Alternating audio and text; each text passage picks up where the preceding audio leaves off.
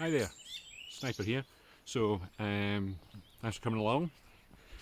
It's Saturday night again, so what I'm going to do is I'm going to take you along, and as promised, we're going to have a proper look at that Dan Durston XMid 1P now from Drop.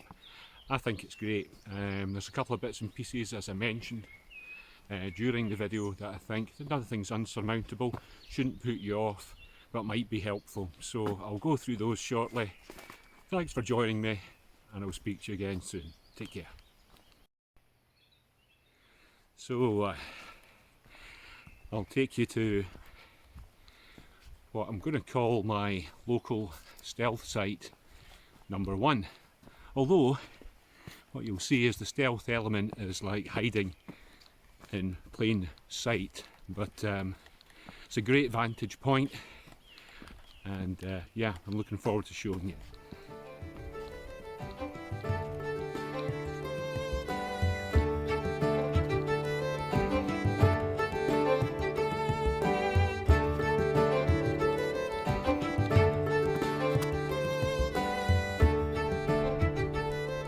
And out come the trees near the old quarry,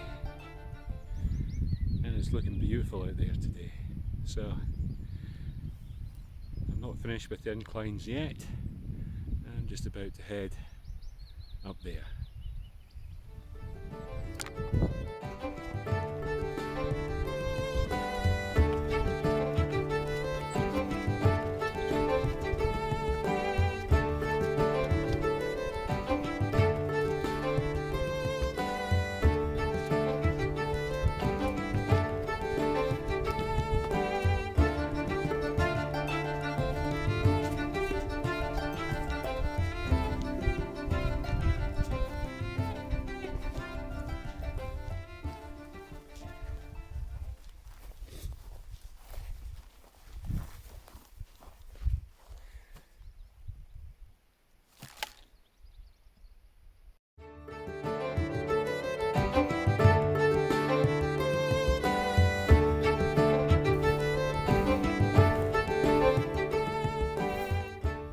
Right, that's me here.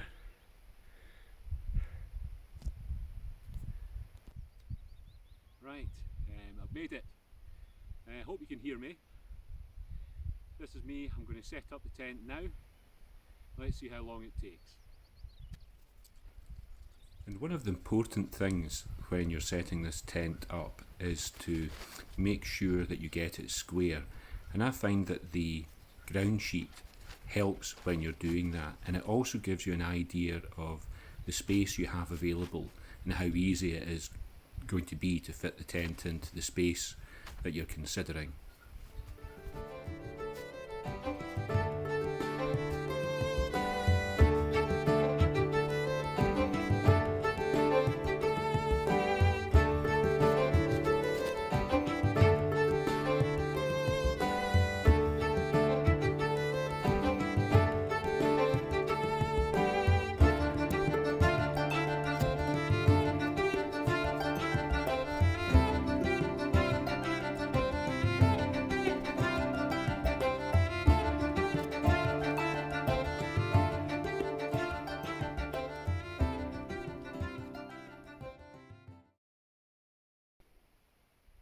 So that didn't take long at all. I haven't got the inner attached because I'd separated them once I got home.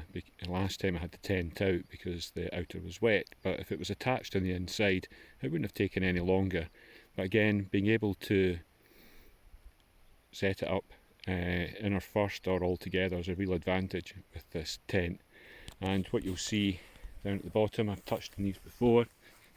Hint number 1, I've attached an extra bit of cord at the end, and what you can do is you can attach these round rocks or anything else, and that just helps because it's not a freestanding tent. So ultimately, if you don't get the pegs in or get it set, then it's useless and you'll not get the tent to stay up. And as I've said before, one of the great things that I like about this tent is the amount of space you have inside. Now, that's compromised when you put the nest in, but you'll also notice that the poles might look a little bit jaunty, and I put them in at a slight angle, just gives you more room on the inside when you're putting the nest in. So I'll go and do that, and I'll put it in without clipping it at the top first. And what you'll find is that the corners have a little bit of cord with short cord attached as well, and you clip those into the very corners of the tent, and that's literally taken 30 seconds. What you'll see down here as well as the four corners, I've got an short eastern peg just in here, and that just helps bring out the door a little bit, and yeah, gives you that little bit more room, a little bit more structure. Now I've got my poles set at 120, that seems to work for me. You'll see when I've attached the kind of apex of the nest up to the top, you can adjust them and tighten them. I tend to try and keep them on the looser side. The reason for that being, I did see a report where somebody had them tight and it puts undue stress on the netting, and that led to a failure, but I've not had that problem. So kind of tip number one, I'm sure a lot of you know this already, but if you're rolling the door up like I've done here, what you'll see is I've rolled it in that way. That way, if any rain's coming down here, it catches and comes away. Now, here comes the slight problem.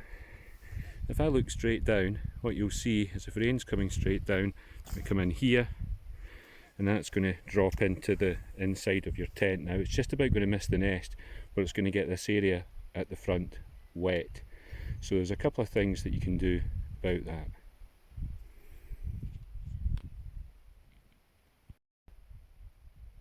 So this is tip number 2. So what I'm doing here is I've got an extra guy line. I've attached it with a bit of elastic to this side of the door. That runs all the way down to a peg here and runs all the way back using the cleat here to go round the peg that I've already put in here. This means I can lift this off and allow the door to be closed from the inside. And the second thing that I did, what led on from that, tip number 3, is I carry a couple of extra guy lines, and what I've done is I've attached that with a little mitten clip, there you go, and I've attached it to the inside here. What that allows me to do is lift this off, allow the door to be closed, and then I can pull it back in using this, so I don't have to get out of the tent to do it. And the second thing that I do here, and it's the same as if I'm just rolling it and not pitching that out, I bring this down maybe about 8 inches.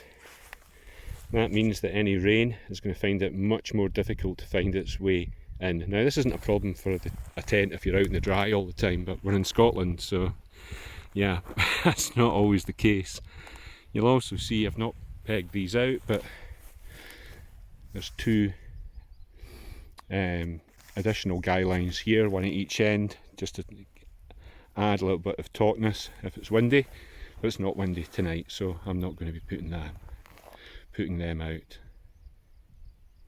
So as I said, keeping the rain out, it's not insurmountable, just think about it. This definitely works for me, means I can open and shut the door from inside, give a little bit more shelter and a bit more ventilation, and it works. Hope that was useful. And the other thing I'll do if it's windy is I make sure I pitch the corner on the bottom kind of right into the wind, and this is actually for the door. I can use these additional lines, it's actually the bit for attaching the door up, and run that down into another guy line down here. There are additional peg points if you need them as well down here, and round the side as well in here. So what I tend to take is 8 mini groundhogs, 4 for the corners and 2 for the additional guy lines on the peak, and potentially 1 for either side. And I've got 4 Eastons, and I can put 1 down here and 1 down here if need be.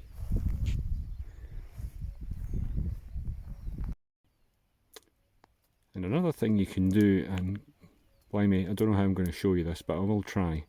Once you're in at the end of the night, give your nest a little bit more volume at the top. I saw this, I can't remember the person who talked about it on one of the forums, but with this tent here, what you'll see is you've got the loop. Again, you'd roll this up here and attach it, but when you're all settled for the night, what you can do is use the basically the tie for when you're rolling up the front door, and you can bring that all the way over. Try to do this with one hand, and you can tighten that out, and that gives you a little bit more volume, and do that on both sides.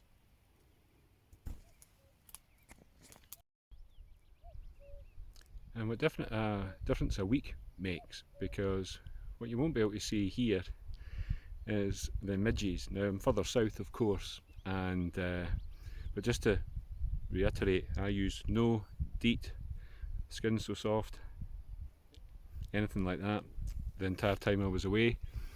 Didn't have to use a midge net, but I can see me having to get mine out very shortly because they are starting to swarm. There's not a lot of wind, so I'd only finished, what, a fortnight ago, so midges are an issue now. So what do I like about this tent? I like how easy it is to put up. I like the design. I like the pack size, it's really small. I like the versatility, outer first. I'll put the weights in as well. I weighed everything before I came out, so I'll pop these up. I don't know, let's see if I can get this right. So maybe about here, I'll put some weights in of the whole tent, how I pack it. And I suppose yeah, I would use it again. I mean, that's the key, isn't it? If I was doing the trip again, would I use it? Yes, I would. It was excellent. The potential issues with it, because of all that extra space you have on the inside, especially when the nest is down, then you need a bit of space to put it out. It's not the smallest of footprints, but that wasn't really an issue, and it didn't cause me any problems. And I'd say that's possibly the only real issue. It's not freestanding, but I've made adaptations and done things to the tent, which means that never proved to be a problem, even when the ground was challenging to get the pegs in. So anything that's a potential issue, it's not unsurmountable. With a little bit of thought, you can deal with it. So for well under a kilo for the tent itself, it's a cracking tent, highly recommended. And it's a good decent price. Even if you get it and imported, it's a lot cheaper than some of the fandangled big names. I should point out it's sil poly, not sil nylon. That means it doesn't stretch so much when it's wet. You're not going to have to adjust it. I found that to be the case, which is good.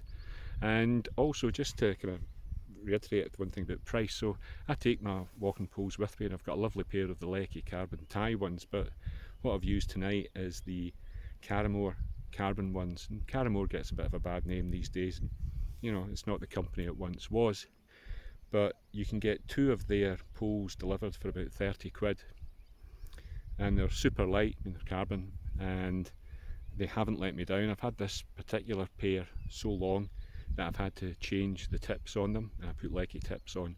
So if I remember the cost, so that's a pair of them for less than a third of the cost of the Lecky carbon ties. Right, I'm going to probably have to chuck the net on because I'm getting eaten alive. Any questions, just feel free to ask. I hope you found this useful. It was a bit of a challenge with the camera trying to show you some of this stuff, but I'm going to get everything in there, get myself set, and I'll speak to you shortly. Yeah, unfortunately it's mid-city. The view is stunning, even through the net. One thing I did forget, and you may have picked up on it already without me mentioning it, but with the zips on the outside. This bit's for this observations for Uri. It's not two-way zips, but by doing what I showed earlier on, I think you can still work around that in terms of venting and still having enough protection from the elements when you're cooking as well. So the zips aren't two-way. It would have been a nice touch, I agree, but not in this tent.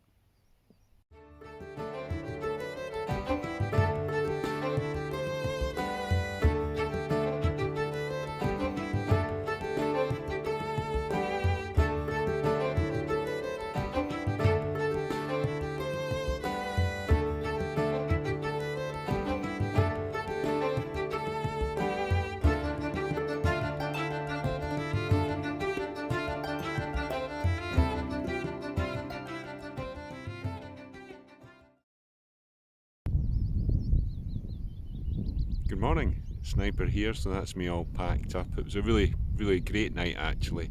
A little bit of condensation this morning, but not too bad. So I think my battery's about to go. I'll catch you shortly. Ta-ta.